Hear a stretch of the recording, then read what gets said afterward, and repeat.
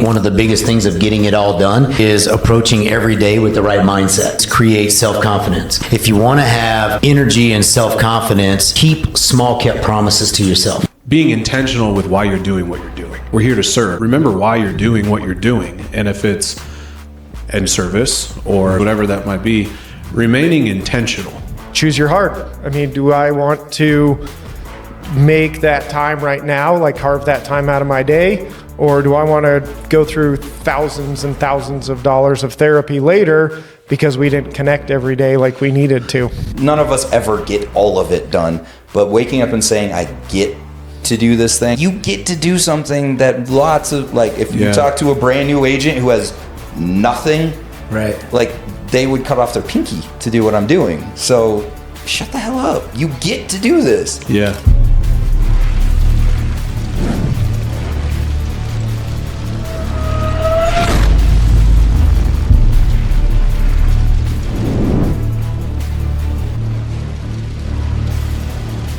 One of the biggest things of getting it all done is approaching every day with the right mindset. Create self-confidence. If you want to have energy and self-confidence, keep small kept promises to yourself. Being intentional with why you're doing what you're doing. We're here to serve. Remember why you're doing what you're doing. And if it's in service or whatever that might be, remaining intentional. Choose your heart. I mean, do I want to make that time right now, like carve that time out of my day? Or do I want to go through thousands and thousands of dollars of therapy later because we didn't connect every day like we needed to? None of us ever get all of it done, but waking up and saying, I get to do this thing. You get to do something that lots of, like, if you talk to a brand new agent who has nothing, right? Like, they would cut off their pinky to do what I'm doing. So shut the hell up. You get to do this. Yeah. What's up, everybody? Burn the Ships, episode 8. This is a really exciting one for me because one of my oldest and dearest friends is joining us. But as always,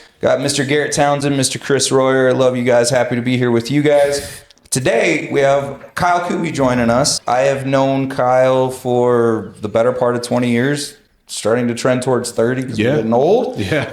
Tell the audience a little bit about yourself. What do you do for a living? Kids, family, just the whole 9 yards. Where do you grow up? All of it. Thanks for joining us, by the way. Yeah, thanks for having me. Yeah, thank appreciate you. it. My name's Kyle Kube, as Chad mentioned. Chad's right. We're going on 30 years of knowing each other. We're like 25. Maybe 25. I met you when you were a freshman at Sheffield. Yeah, so almost 20 years. Yeah, 20. Yeah, it's great to be here. I appreciate you guys having me. I grew up here in Colorado, actually. First and foremost, I'm a dad. I've been a dad for 3 years now. So I got a little girl. Her name's Everly. I've been in the insurance business since 2011. 2010, 2011, I believe. Yeah. So any type of insurance, every type of insurance. I started my organization, Think Insurance Group, in 2020, right in the midst of COVID. The world had just shut down, and I decided to start a business while my girlfriend at that time was 3-4 months pregnant. I've been doing the dad game and the insurance game ever since. Yeah, and you're absolutely killing both of them. As one of my oldest friends, I'm very, very proud of what you've built. You're killing it, man. I appreciate that. Yeah, it's been a grind. It's been really, really challenging. I think especially starting the business in the era that business was started presented its own challenges. COVID was a challenge for every industry. Right. Starting a business with a baby on the way was a challenge. We worked from home. My business partner and I worked out of my small upstairs office for 6 months. Right? Todd was in that office? Yeah. I did not know that. Yep. Todd was in that office. He showed up at my house every day at 8 a.m. with Starbucks, and we just worked. And, I had left a firm. So it's actually kind of an ironic story. The office building I was in with my previous insurance firm was owned by the state of Colorado. And the state of Colorado owned that building, and there's a Democratic representative who had her office in that building as well. And so somebody in our circle, Chad, had said, my uncle says the world's shutting down. Y'all need to take preventive measures, do what you need to do. And unfortunately, the leadership of my firm that I was at the time didn't really believe that. And so Monday morning rolled around. Denver Police Department was outside. Building shut down. We had no access. This firm was a very successful insurance firm. Had been around since 1977, but had stayed in 1977. So there were paper records and only paper records. Your email was only accessible if you were in the four walls of that office. Your voicemail was only accessible if you were in the four walls of that office. Our payroll was written on handwritten checks. Payroll taxes were done by the appropriate tax book for that tax season. Everything came to a halt. I'm the youngest person in this firm. I'm one of the youngest people in medical benefits, employee benefits, and property and casualty insurance at this point. And I've got clients that are maybe worth $100,000 a year. If I don't do something quickly to be able to take care of these clients, I'm going to lose the last 5 years worth of my work or so, right? So I started a new firm, took every single client with me through a process just called a broker of record letter, where they assign their policies to me, signed them to my new organization. Reached out to a buddy of mine that I had played hockey with who was in retirement, Todd Evenson, former COO of MGMA, one of the largest medical associations in the United States, and retired. And I'm like, hey, I don't know how to run a business. I don't know how to do taxes. I don't know how to do payroll. I don't know how to do finances. I don't even know what QuickBooks is at this point. But I got $100,000 in clients right here, and I need to be able to serve them. They rely on me to serve them, especially in a time where people are panicking, right? So he's like, not a problem. Let's figure out what we need to do. Went home, got on the government websites, started a new S Corp, rolled my clients over, and that was in 2020. And actually, we just finished our financials, and we've grown by over 1,000% since 2020. We hit 1.8 million this year. I've never heard this story before. Yeah, it's kind of a crazy story. No, it's good. And I mean, good for you, man, that you had Todd in your life, and good for him. Oh, I mean, this guy's in retirement, and all of a sudden he gets to grab somebody under his wing and help him, with a successful organization. I mean, that's saying a lot for him and you. He'd be a great guest for you guys. He's a very, very interesting human being. I wouldn't be here today without Todd. So a lot of people don't know. Todd and I are 50-50 partners now in the firm. But when he started, he was a 1099, and he worked for about 15 months for free. Didn't take a paycheck. And not only did he work for free, but he worked through me hiring an employee and paying her salary and paying her full benefits. Worked through me taking my salary and full benefits. He worked through me setting up he set up the 401k that he could not participate in because he was a 1099 for all of our staff. And he did it just to see us be successful. So for 15 months, he did it for free. And I think at the 16th month, he wrote himself a check for, finance, $2,500 or something. Yeah. So, I owe the entirety of our success and the things that I'm able to provide for my daughter, the things I'm able to provide for my family, because I had a good partnership. Wow. Yeah. That's cool. Well, hey, today's topic, we're going to be talking about getting it all done. So you just heard we got a great guest today. Kyle's got his own business, single dad, co-parent, juggling a lot of different things. And I mean, Chad, his wife works. He's running a real estate company. Same thing with Chris. I know your wife works, right? Yeah, she manages our properties. Yeah. So same thing with me. I mean, my wife is super busy. I'm trying to run a mortgage business, and I'm a co-parent. So every other week, I've got my kids 100% every other week, and man, it's just today's topic is how do we get it all done? I mean, I think that's the biggest thing that most people struggle with is the time management, the scheduling, the distractions, all the different things that just pop up on a daily basis that really challenge you to get it all done every day. And, I think the reality is, do you ever get it all done?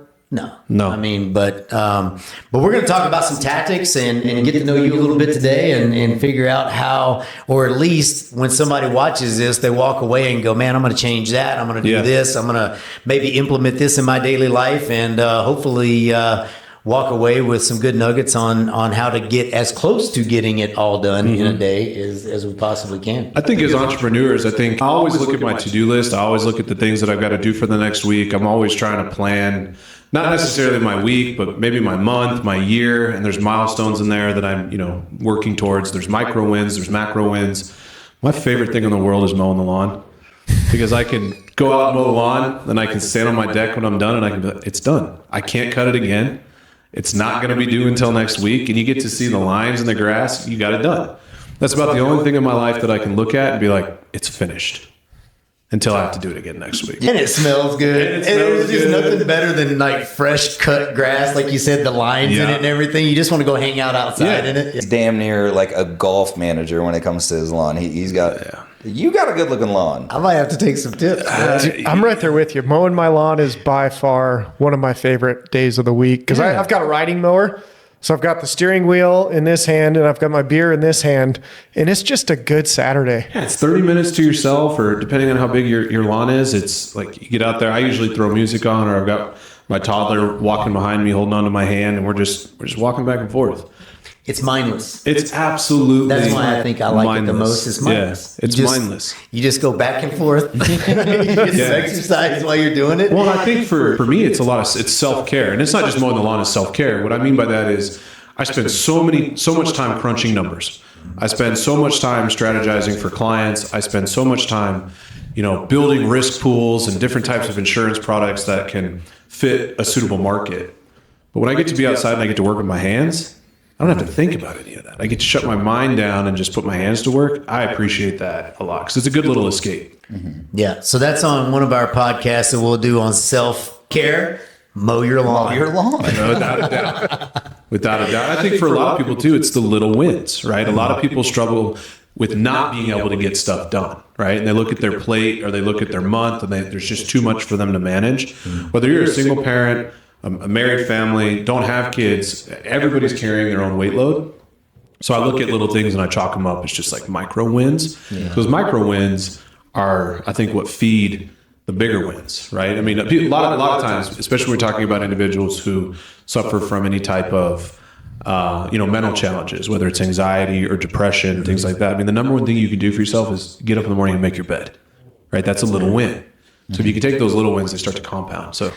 It's funny, and that's a great segue into what we were talking about earlier as far as I think. So, I mean, when it comes to getting it all done every day, I mean, I've coached classes on time management, time blocking, theme days, putting your non-negotiables in your calendar and this and that. But I think the biggest thing, and I know for me personally, people, and I want to pick your brain on this, is the best way that I have found to not be sloppy in my life with my schedule and everything else and be super dialed in and get a lot of stuff done is when my calendar is super dialed in and I'm honoring my calendar. Yeah.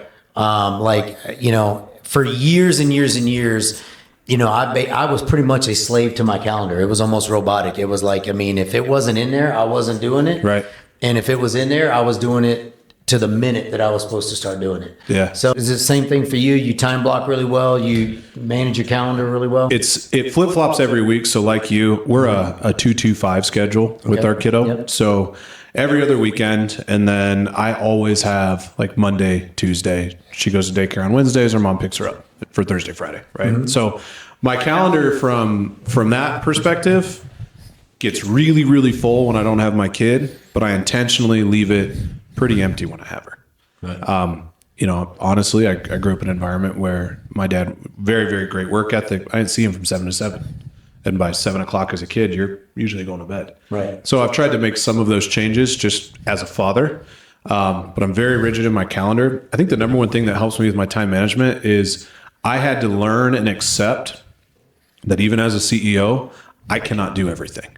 I've got 10 staff members that are highly capable individuals. And so delegating has really helped me be able to stick true to my calendar, but then also not be overwhelmed or stressed when I'm trying to get everything done. Letting other people do some of these things and complementing their strengths has really helped us, especially as myself individually, but also us as an organization. Yeah, delegation is huge. I mean, it really is. And you guys are over there laughing. What are you laughing about? It's a running joke on our team that I am at the point in my business that I just need a freaking assistant already, because I am trying to do all the things when I need to be focusing on the relational aspect of it, the business act. I had to double text Chad and be like, hey, I didn't hear from you today, so my schedule's full. And he's like, oh, shoot, I need an assistant. Yeah, literally. Yeah. Okay, so I've talked to both of you about it in the last couple of days. Yeah. So that's why Chris was pointing at me, because especially Dane's probably the number one person who's like, dude, you're making way too much money to be dealing with this minutia and this crap. So yeah, it's just a running inside joke in our company. Your business is going nuts right now. I mean, the next few months are going to be awesome for you, but then you're going to have this little dip, which all real estate agents do this. We go like this all year long because when we're busy, We're not doing the money-making activities that got We're us doing the that transactional business. activities. So yeah, Yep. the assistant or even a transaction coordinator would be a game changer in your life, not just your business, in your life. Yeah. So Oh, I know. And so Yeah. a tactic, take your annual salary and divide it by 2,000. I mean, whatever you made last year, divided by 2,000, that's going to give you your hourly wage, considering 2 weeks of vacation. So figure that out and then go through your day and realize how many, $20, $18 an hour things that you're doing throughout your day versus the $200, $250, $300, $400. What is your time value, right? What is your time worth? Right. And I really struggled with this because when I started this organization, I mean, we just did some management and and transferring policies and trying to wrap our arms around COVID. I don't think we made any additional money the first year and a half. Right? I think we just had $100,000 coming, maybe $112,000 coming in. For me to hire somebody meant I was taking money out of my own pocket. For me to get somebody in there to do a $40,000 a year job means I'm making $60,000 a year instead of $100,000 a year. It wasn't until we got really busy and I realized, my time is worth $1,000 an hour. I can carve out $40 or $50 an hour, $60 an hour, be really generous, $100 an hour, and I can have somebody do all of these things for me so that I can go out and do the money-making activities for the business and still have some time in my life to go to the gym or to make sure I can be at daycare, make sure I can take the Thursday off or Friday off to go to gymnastics, whatever it might be. All those things that you just said, by the way, are non-negotiables. Absolutely. Like those are things that you have to do. Yes. One of the biggest things in getting it all done is identifying what are my non-negotiables. What are the things? yours? I just recently this weekend dialed my calendar back in for about the last year and a half, just because business got so slow. When you go from closing, 20, 25 loans a month to closing 5 a month, I mean, literally, you got a lot of extra time, right? Yeah. And so you're not doing a lot of appointments, you're not doing a lot of consults, you're not, the business got so bad that, even all my green time things like calling on my realtors, all my face-to-faces, all my breaking breads, all the things that I would normally do, I wasn't even doing because it was kind of a waste of time because there just was no business out there. Nobody was buying, right? Nobody was refinancing.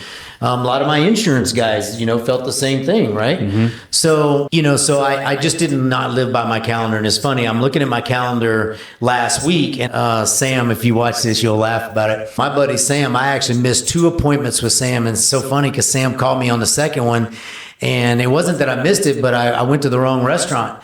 And he's just like, gee, what's going on with you, man? I go, what do you mean? I go, man, I'm so sorry. I went to the wrong restaurant, whatnot. He goes, you all right though? He goes, because ever since I've ever known you, you've been super dialed in, man. You were always early. You were always at the right place. Is everything okay? I go, man, honestly, I'm just not living by my calendar. Yeah. I'm loosey-goosey. My life feels sloppy right now, and I'm going to change it. And Winging it is a dangerous place for an entrepreneur. It is. It's a dangerous place for an entrepreneur, and not actually being able to identify your non-negotiables is a dangerous place for, I think, any man, any woman. We're a room full of men, any men. I mean, admittedly, I don't know if she'll watch this or not, but I didn't have my non-negotiables outlined when I was going through being a new parent. Mm-hmm. I didn't have my non-negotiables outlined when I was going through being a new parent and starting a new business. I'd say a good 50, 60% of the reason why that relationship didn't succeed because I wasn't there. I didn't have my non-negotiables outlined. Right now, It's not to say that I didn't have an idea of what my priorities were. Mm-hmm. But when you don't outline your non-negotiables, how do you prioritize? Right. You don't. And so, tactically, I think the first key is understanding that, right? So you asked me what mine were. Working out now twice a day because of this competition, but usually it's once a day, right? Hour and a half. Intentional time with Rachel in the mornings. That's important to her. We drink our coffee, we read our Bible. I mean, that's a non-negotiable. We need that time. And then there's the things that are like kid related. On my kid weeks, it is take my son to school. What time do I have to leave the house? What time do I have to get him there? And and then there's the eating time, right? So making sure that you're putting good nutrition in your body and whatnot, and you're eating at the right times. These are all things that you have to do every day. And I think once you identify, the kid drop off, the kid pickup, the workout, the intentional time with the wife, the things that you have to do throughout the day, Then there's that thing that comes in called time blocking. Okay, you've only got so much time. Your day starts at whatever time it does. For me, it's now 4:30 in the morning again, and it technically starts at 5, and then it shuts down about 6 or 7 at night. And then it's, okay, where do these things fit in? And then once you get your non-negotiables and you get it in the calendar of the time block of when it works for you to do those certain things or what those things are, then you've got the white space, and then you fill the white space up with all the minutia stuff, right? Okay, well, I know I got to at least block out an hour to do client consults or whatnot, or 2 hours a day for client consults. Maybe it's an hour here and it's an hour there. Or, I know I need to do 2 face-to-faces or breaking breads throughout the day. So I can do a coffee appointment here, and then I've got drive time. And I'm telling you, man, I mean, once you get that calendar like super dialed in and you're honoring it, man, it's for me personally, it is like that one thing that it's free. It is. It's free. Yeah. That's a perfect word for it. Chris, what are your non-negotiables? Definitely God and family. So I was thinking, as you were talking, I was like, man, what's on my calendar right now that is absolutely non-negotiable? And it's taking my kids to sports practice. It's taking them to school every single morning. It's church every Sunday, our Bible study group, our dinner group. And then everything else, like you said, just kind of fits into the other space. On the calendar, it's the white space, right? Yeah. So you just fill it in. Yep. I think a lot of people listening to this may think, wow, these guys have a ton of motivation to be able to do this calendar. I mean, your calendar probably admittedly is much. I do a lot in my head. I mean, I don't organize my email, but I know where everything's at. I do have 4 or 5 different calendars that all sync, and so it looks very full, but I'm somebody who puts like busy, and I just know what these events are. Right. But it's really it's not motivation at all. It's the discipline. And I believe, and I'd love your opinion on this and your guys' opinion on this, the discipline comes from understanding what the casualty is of not adhering to those non-negotiables. So if you don't have the morning coffee and Bible time with Rachel, what happens to your relationship? Yeah, I mean, that's what keeps you disciplined, is that casualty. Yeah, and like I went like a week or two after I got done with the purpose-driven life. I went like a week or two without reading that or reading the Bible, and then I jumped back in like a week ago and started reading again. And I realized at that moment how important that is for me to do that every day, because literally just in those 2 weeks, I just felt something was missing. Something was sliding. Something just didn't feel right in here for me. And then, one morning I got done and again, I put it in my calendar this week, and I think it was Monday. And Monday I jump in, and 6:30, I've got Rachel's coffee, and we're talking and we're reading and we're discussing. And I was like, man, I can't skip this. Right. This is just something I cannot skip anymore. Yeah. Like it's that soul thing that you need. And especially in the morning when you're talking about attacking your day, right?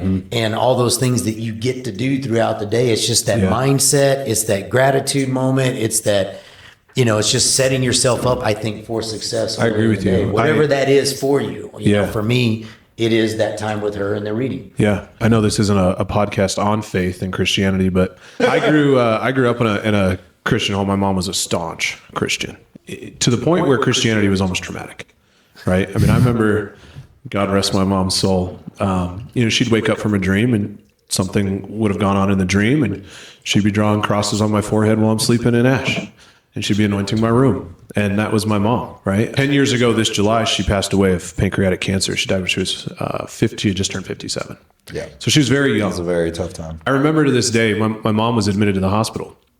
When she was admitted to the hospital for chemotherapy, they have to do a procedure called a paracentesis for pancreatic cancer patients, because the tumor of the pancreas secretes its own fluid. So the body can't process it. The body can't metabolize it out. There's no way to get rid of that waste. So they have to go in and drain it. Well, that procedure ended up causing an infection in my mom's basically lower half of her body, specifically all the way down her legs. So for, 4 weeks, she was unable to walk. The first day she was able to walk, they gave her a walker. They put tennis balls on the walker. She's in a robe. I got a good photo of her, first day being able to walk. She went around the oncology ward and prayed for every single individual in that ward after she spent 4 weeks of being unable to walk.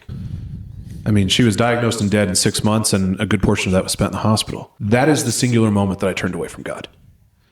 Although it was a very profound thing to witness, it was the most infuriating thing that I've ever seen, because I have this beautiful, God-driven mom of mine who's suffering in a catastrophic way, still walking around praying for me the very first day that she could walk. And so I turned away from my faith at that point.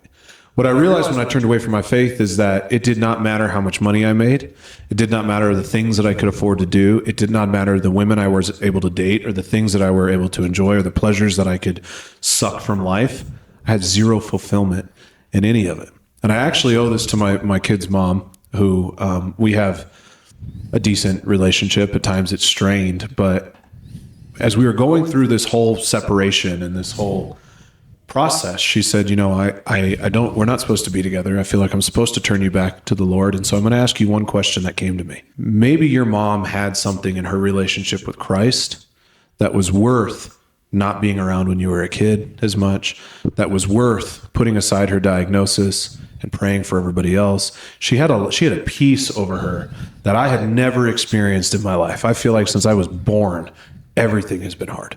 I've done well, but everything has been hard. And so recently I took that word of advice, probably the only tidbit of advice I've ever taken from her, and I turned back to that, and I have never felt more fulfilled. So to your point, I'll go 2 or 3 weeks at a time being really rigorous and really committed, but then admittedly, something will come up, right? And it's nothing I'm proud of. A new show comes out on TV, 9 o'clock's my devotional time, but I'm sitting in front of Netflix. And you do it once, you do it twice, suddenly you've done it for 3 weeks because now you're binge watching that TV show. And then you look back and you realize something's missing. Mm-hmm. And I didn't make any less money. I'm still married. I still have my gym time, but what's actually missing? And it was that intentional time with the Lord. So I can really relate to that. Yeah. I'm not as disciplined in it as I would really, really like to be, but it is impactful. And when it's not there, you feel that. Yeah, you can change it. And it's crazy. We were talking about it in a previous podcast, how sometimes we don't understand God, why he takes people and what the purpose is behind those certain things. But, maybe there was something that you were lacking, and she was so close to him and fulfilled and, knowing that this thing was in her body or whatever. I mean, maybe the bigger picture is, he took her home, and, I lost my mom too, by the way. So I could tell when you got a little full, man, I was trying hard not to. But when he took her, very easily that purpose in that could have been something that you were needing. We talked about this earlier. It's like you never really know why or what or whatever, but we do know that there is some purpose behind it. Absolutely. And maybe it was you were at a place in your life, maybe at that time where, you needed that punch between the eyes. Mm-hmm. And, who knows? I don't know where you were at that point, but there's always that purpose. It's just a matter of, whatever it is. Yeah, absolutely. Dude, thank you for sharing that story. That's amazing. Like you said, I knew your mom and loved her very much. It's pretty insane that literally an hour ago, we filmed some of these multiple in a day.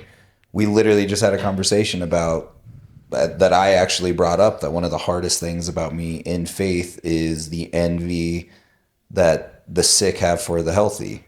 It's like, why would God give a 4-year-old cancer? Why would God take your otherwise beautiful, healthy, full of life mom in 6 months? Yeah. It took me a long time because I've really wrestled with that. I mean, God forbid anything were to ever happen to my daughter, I'd probably still be angry. I think any man would. I am so protective of my child. She's just my flesh and blood. She's my saving grace. I mean, she's my greatest teacher.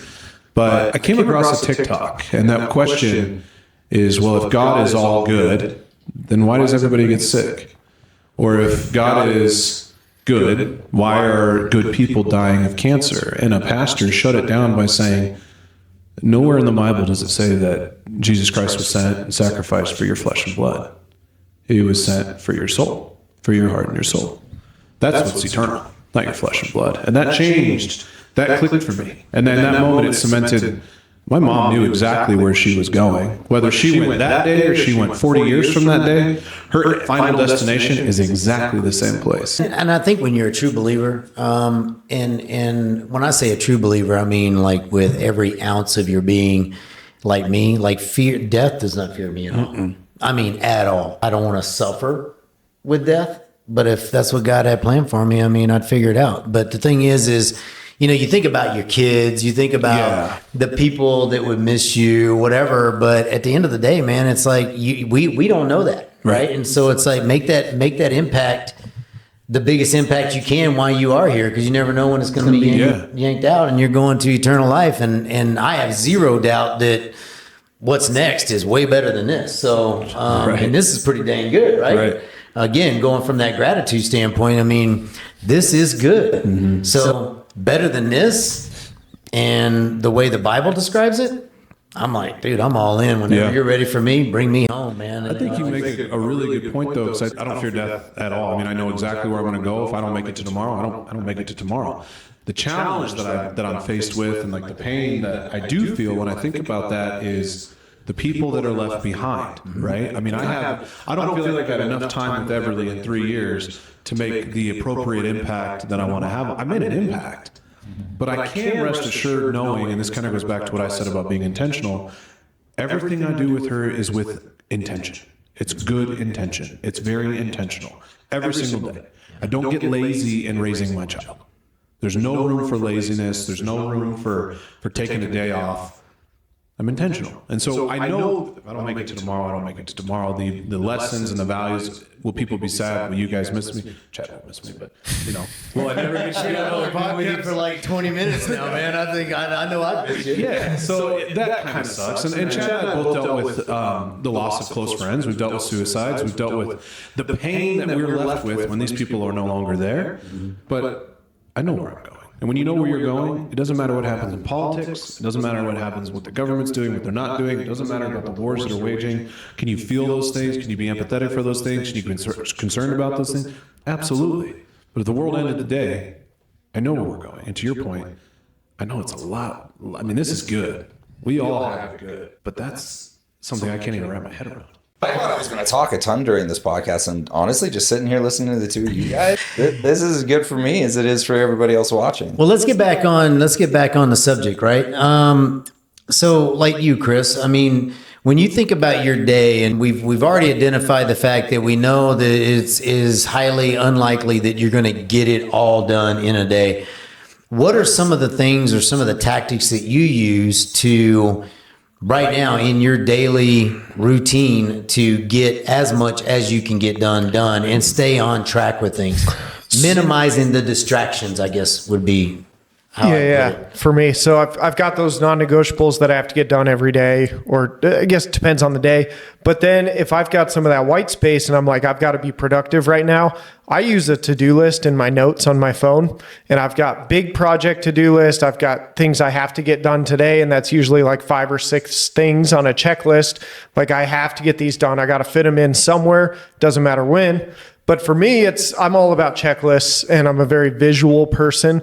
So if I didn't have that note, I'd probably just sit there and scroll social media or something. But I've got that checklist. It's like the Atomic Habits. I've got to check that box. And it'd be very easy to just delete it off my notes, but I go through the process of checking it first just to see that. And then, so that's how I usually get my things done that I need to get done in a day. And is all that in your calendar? The to-do list is not in my calendar. But if I have office time, I'll put office time in my calendar. Like, I'm going to be in the office today from 11 to 3. No distractions. I'm just working on my to-do list. I'll usually knock out all the must-dos, and then I'll go down the list to the projects. And those are things that take a little bit longer. They're multiple day projects that I need to just work on a little bit each day. But I've got that list so I don't get distracted. Mm-hmm. I stay on task to what I know I need to do. What about you, Chad? Well, we touched on it earlier in another podcast, and Kyle touched on it already too. Starting my day with intentionality, having the same routine in the morning, sets the foundation for my success the rest of the day. So I'm up before Kylie. Typically, my son actually wakes me up, but I get him settled with book or coloring or whatever. Hop on my Peloton, get my cardio in. That non-negotiable is checked. I read for at least 20 minutes, whether it be the Bible, the Atomic Habits, Can't Hurt Me, David Goggins, whatever positive thing. I'm not sitting down there reading, Back of a Hustler or something. The newspaper. Right, honestly. And then getting after it. I am not as good with my calendar as I should be. No, I need to be better. And frankly, Kylie's actually done a lot for me in that space. I've kind of operated on the Kyle Kube way of doing things where I know exactly where I need to be when I need to be there. But what I've started doing recently is in my calendar, I'm putting obviously stuff like this, but also putting 5 calls to clients, Right. or invites to events, or whatever the marketing thing is, because let's face it, that's what our jobs are. Servicing is what we get to do. To me, my job is to find more food. Yeah, but you're not serving if you don't Exactly. if you don't have the leads to serve, right? So putting the marketing and the prospecting into my calendar and making it as a non-negotiable as going to the gym is, because that is a non-negotiable for me. That's as important to me as eating. Right. I have to have that space to be able to get angry out, get the frustrated out. A very important thing to me.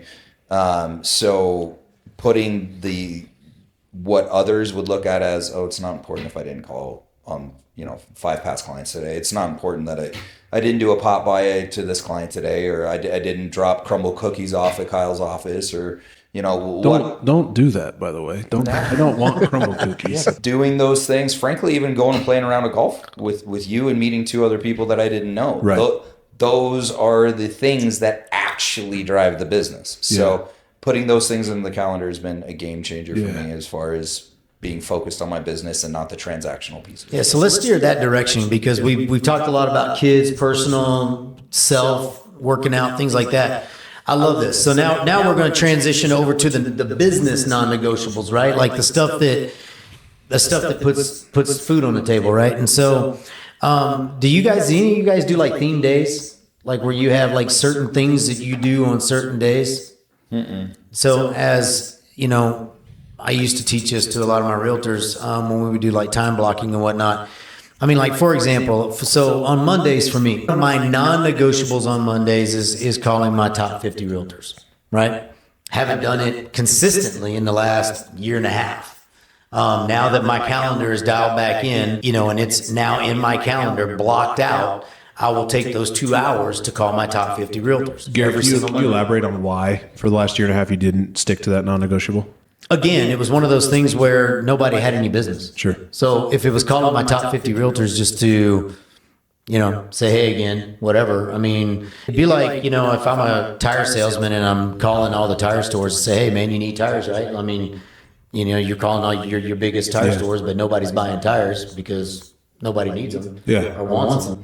Then, it's kind of one of the things that attracted me so much when we first, Rachel actually got us together and we went and had coffee. One of the things that attracted me to you the most wasn't your mortgage knowledge. It was your genuine care of the people around you. So giving that phone call to those people without having anything to sell them, I think is more important than when you do know there's business on the other side of the phone. Yeah. It is important. And, let's face it. I mean, when you do it for a decade, every Monday you're just in that routine of, well, it's Monday, call my top 50 realtors. And I mean, let's face it. I mean, that's 50 phone calls every single Monday. I mean, only a handful of them actually have anything anyway, right, for you. Pretty damn special, because I'm pretty sure I talk to you 7 days a week. Yeah. But I guess, going back to the theme day thing but that is something that I have in my schedule that I do every single Monday. Tuesday for me is Tuesday updates. I haven't done those consistently for a long time because I just haven't had the loans, right? And when you have 20 loans in the pipe and you're calling your listing agent and your client and the buyer's agent, and you got 20 active loans in the pipe, I mean, that's 60 phone calls on a Tuesday. So you have to block out time for that just to give everybody an update on what's going on. Wednesday was database calls. Thursday was 50 favorite past client calls. Friday was VIPs and builders. And I never really called the builders, so it was VIPs. But these were those theme days that were kind of like that, almost like a guide of, okay, these are the things that I'm going to do during this day that if I don't do anything else, I'm going to at least get this in as far as my green time goes. And at least I know that I'm doing something on every day that is green time, that is intentional, that is a process. You have a business blueprint. It's a blueprint. Exactly. I think it's a really good segment because as we sit here, we talk about staying disciplined and what are your non-negotiables. Admittedly, it sounds really easy. Right? I mean, here I am sitting in your house, and it's very well put together. Your family's here. Like, it looks easy for you. If I didn't know you, right? He has everything.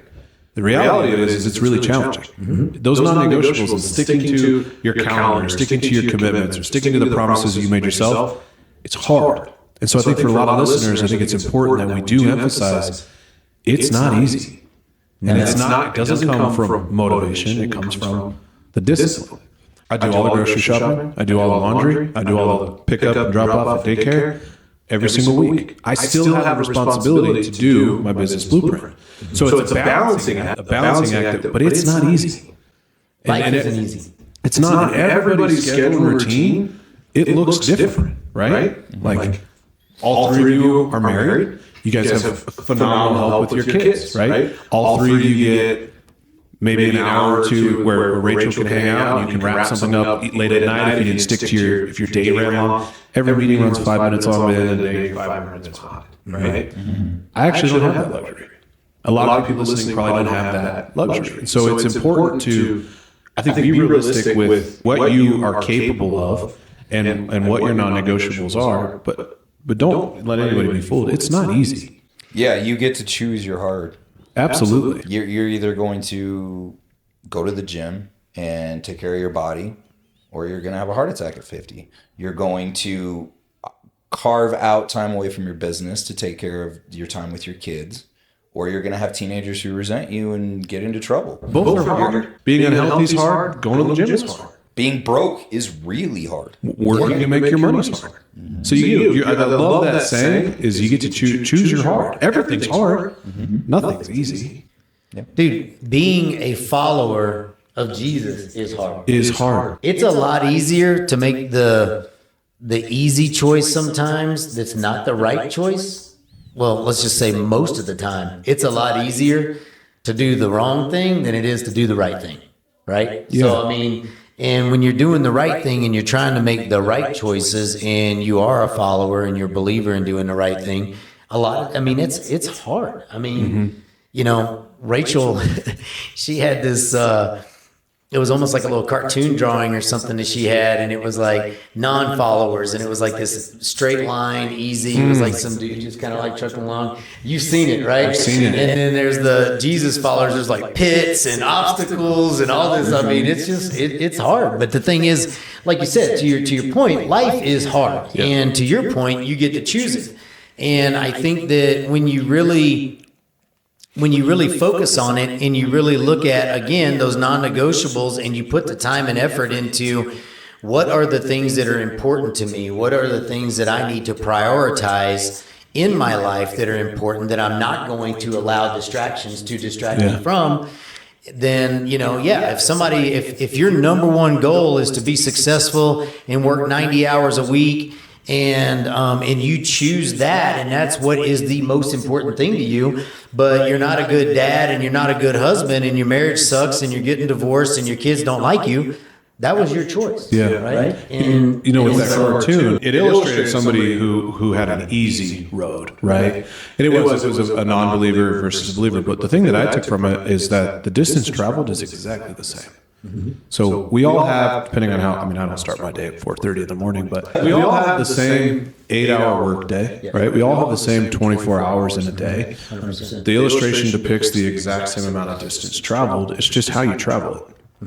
And I think that everybody's presented with really, really difficult decisions, whether you're a believer or not. And so for those of you that are not believers, we can all give consideration to the fact that you're presented every single day with hard decisions, every single day with decisions that are right or wrong. And it's not always easy, to Garrett's point, to do the right thing. It can be really hard. Admittedly, I think we oftentimes we do the wrong thing. That's kind of the point. Yeah, I mean, I can't tell you how many wrong decisions I've made over the last 24 months. Whether it's in a parenting strategy, whether it's in a business strategy, whether it's in a relationship strategy. I mean, whether it's not giving consideration as how something I may do may impact another individual. It's not always easy to do the right thing. So I think it's important that at least we recognize that. Yeah, and learn from it. Mm-hmm. Absolutely. Yeah, I mean, that's the biggest thing. I mean, there was only one guy that ever walked this earth that did the right thing all the time. Right. And the rest of us, we know we're going to do it, half the time if we're lucky. Right. Yeah, absolutely. But, learning from it is the golden nugget of all of it. Yeah. No decision's a bad decision or the wrong decision, as long as whatever the result was, you learn from it. Chris, I don't feel like you've talked very much. No, I'm a listener. You're absorbing. 2 ears, one mouth. Yeah. What's that? 2 ears, one mouth. Yeah, totally. No, I'm just taking in a lot of what you guys are saying. I mean, I love the daily time with Rachel in the morning. I'm going to start picking that up as something Kendra and I are going to do, because with the new baby, With that, you get to serve and you get to earn a pretty good commission on that. Yeah. Yeah, that's a good one. You guys find it challenging to remember where you came from? Yes. In moments like that? How old were you when you started in real estate? Back in the day when you were working with Dwight? 20. What 20-year-old you say to 35? Yeah, 20-year-old me who has barely had 2 pennies to rub together. Yeah. So I think changing the way you speak to yourself and the way you look at things, I get to instead of I have to. But I also think staying true to yourself and remembering, like, hey, this is where I used to be. Yeah, I love what you said with the micro wins. And that's something we talked about a couple weeks ago with Atomic Habits. Mm-hmm. And he talks about having that habit tracker. And there's several different ways you can process those wins. And one of them he talked about is having your habit tracker and just doing that simple check mark. Just reminds you of that little tiny win. Or he said he would have coffee beans in one jar and then an empty jar. Yeah. And as you make those phone calls, you just put those in the other jar, and you can see that resemble your tiny micro wins for that day. And that puts you in the right mindset for the whole day is, hey, I won something already today.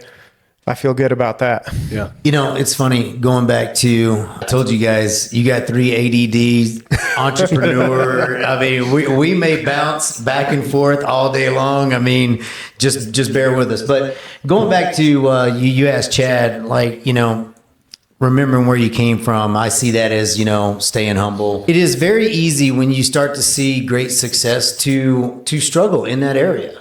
Fortunately in my life, I mean, I've been doing the mortgage thing now for about 24 years. There's been 2 really bad years in 24 years. And I can honestly say I wouldn't take them back, because I think,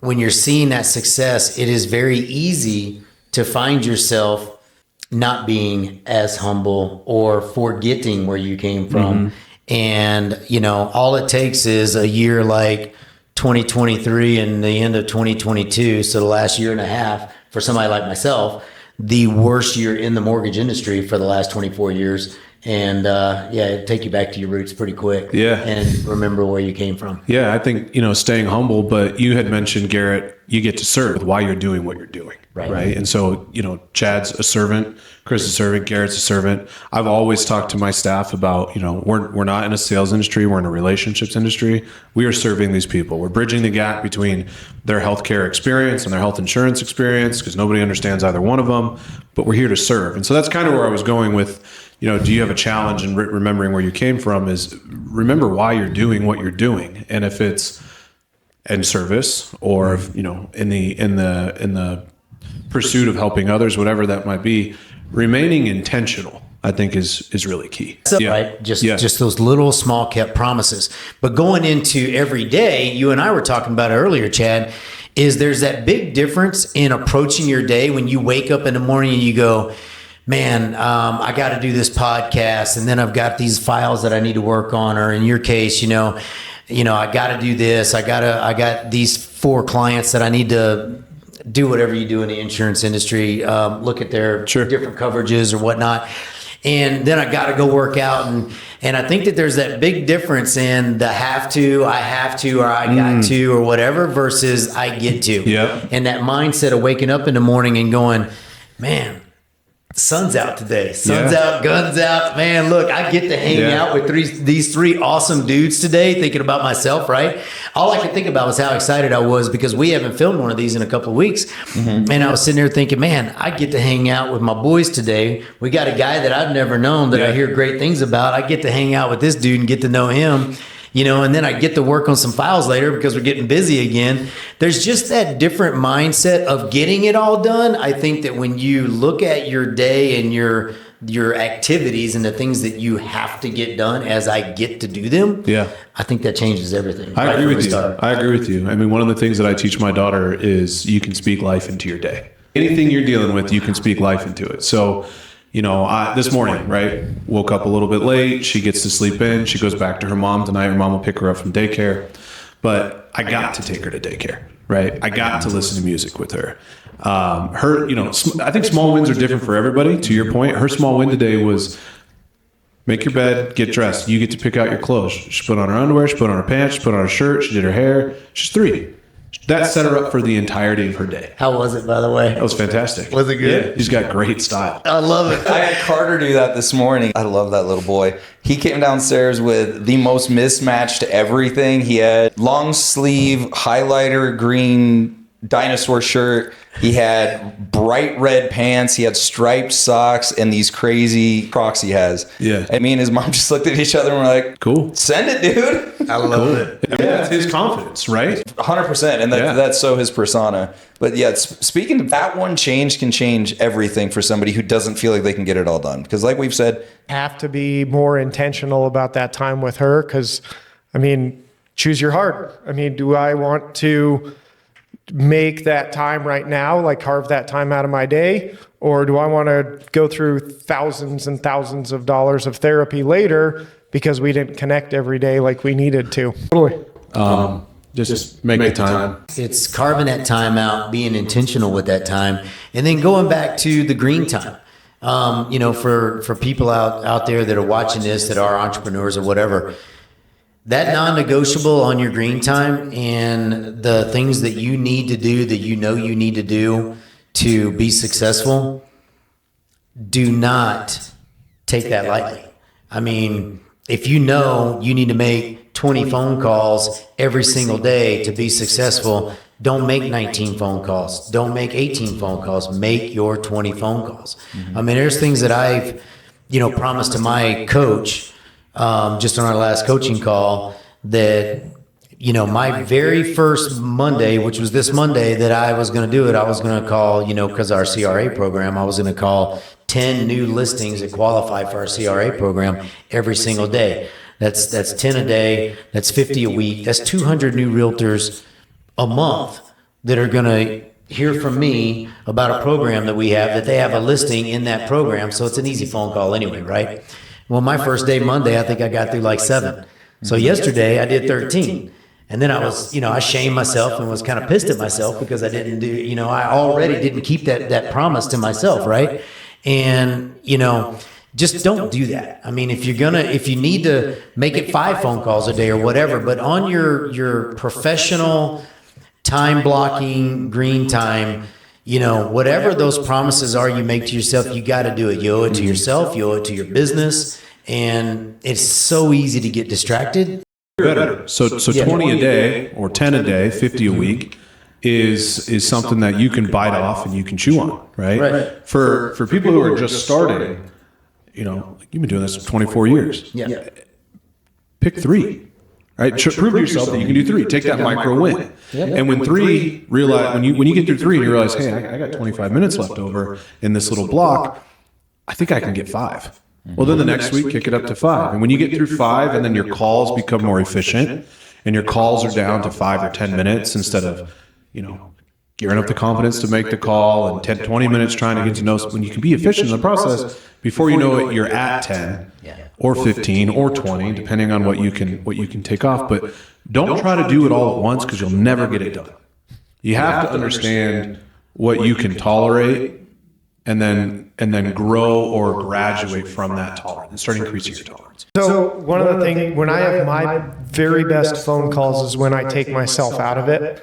And when I'm calling these people truly to genuinely ask how their day's going, how their life's going, there's nothing to fail on those kind of phone calls. So when I call somebody and just say, hey, how you guys doing? How's the family?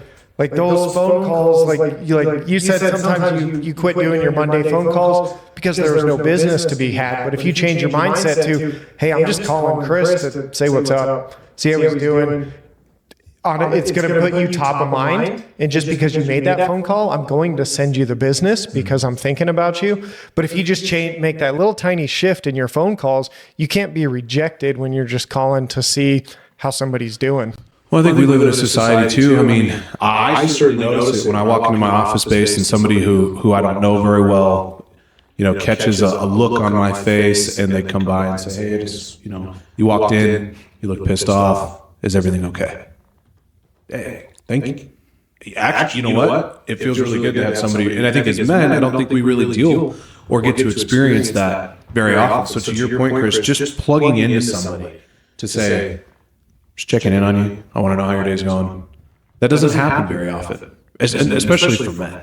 And so when it does happen to you, I feel like it resonates with you. And it's something, I hold on to that throughout my entire day. I have maybe 2 friends, honestly, but are the people that I plug into and I say, hey, I'm just checking on you. I don't need anything from you. I don't want your money. I don't want you to take me to play golf. I don't need a favor. I don't need you to help me move. Man, I got a truck. Everybody wants help moving. I just want to know how you're doing, man. I haven't talked to you in a little bit, and I care about you. And you take that personally, professionally, it doesn't matter. It makes an impact. I think one of the biggest things that anyone could take away from today is, you're never going to get it all done, so give yourself a little grace there, right? But you can set yourself up for success, with starting your day with the right mindset.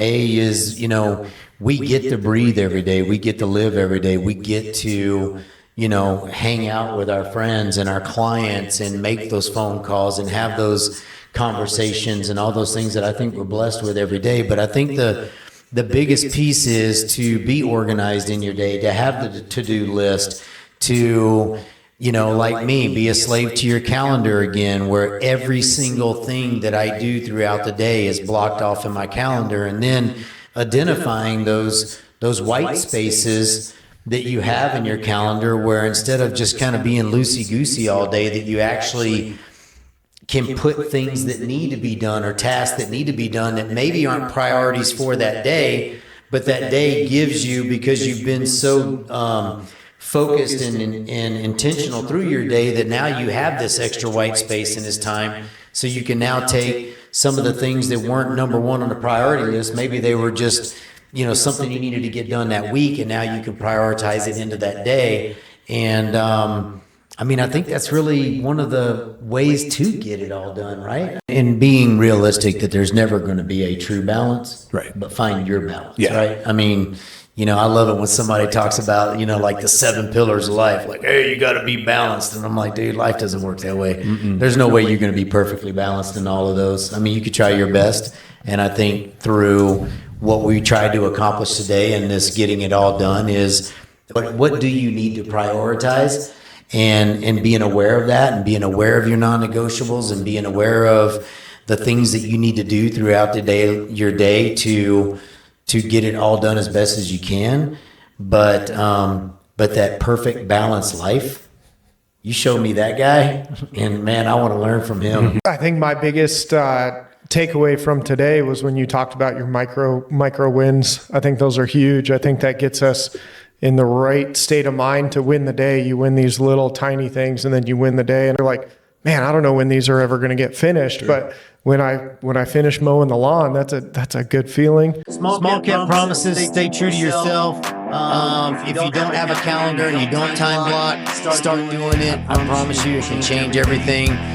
Being realistic, knowing that you're never going to get it all done. It does not exist. You're never going to have a perfectly balanced life, so give yourself some grace. But hey guys, I know we got to wrap this up for everyone, and hopefully you got a nugget out of it, and we'll see you next week.